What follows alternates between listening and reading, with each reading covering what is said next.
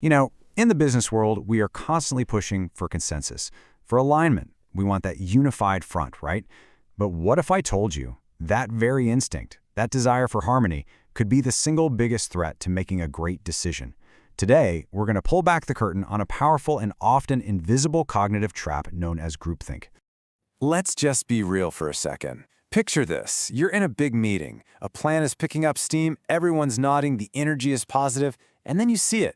A potential flaw, a little crack in the logic. But you say nothing. Why?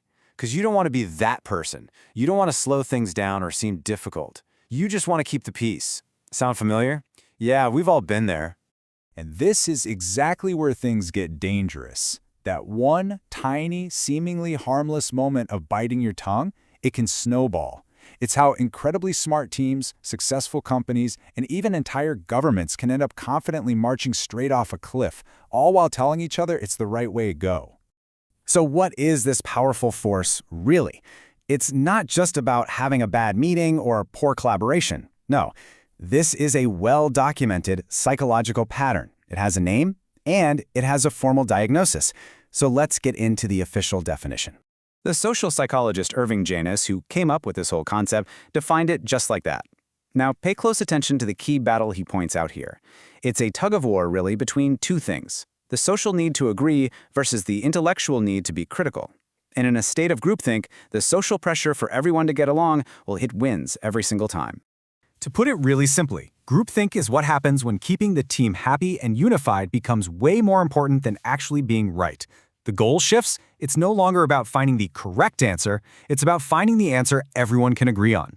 And when that happens, every critical thought, every doubt gets pushed to the side, leaving behind this false impression of perfect agreement. And listen, this isn't just some abstract theory from a textbook. Groupthink has had very real and sometimes catastrophic consequences out there in the world. Let's look at a few big historical examples where this pressure to agree led to absolute failure. Irving Janis and many others pointed to groupthink as a huge factor in some major historical blunders. I mean, take the Bay of Pigs invasion. President Kennedy had all these brilliant advisors who, deep down, had serious doubts about the CIA's plan. But they didn't speak up, did they? They were afraid of looking weak or disloyal. Or think about Pearl Harbor. Top U.S. Navy officials just explained away clear warnings of an attack. In every case, you have a room full of experts who, driven by this need for consensus, failed to challenge bad assumptions, and disaster followed. It just shows you how incredibly high the stakes can be. Okay, so how do you actually spot this happening in your own team before it's too late? Well, the good news is there are some very clear warning signs. I want you to think of these next 8 points as your personal diagnostic toolkit, a checklist of red flags to always be watching out for. Let's break these down, okay? The first two create this dangerous bubble of overconfidence. The illusion of invulnerability, that's the "we're untouchable, we can't fail" mentality that leads to foolish risks. Then you've got this belief in inherent morality, which convinces the group that they're the good guys, so whatever they decide must be right. Next, the group starts defending itself from reality.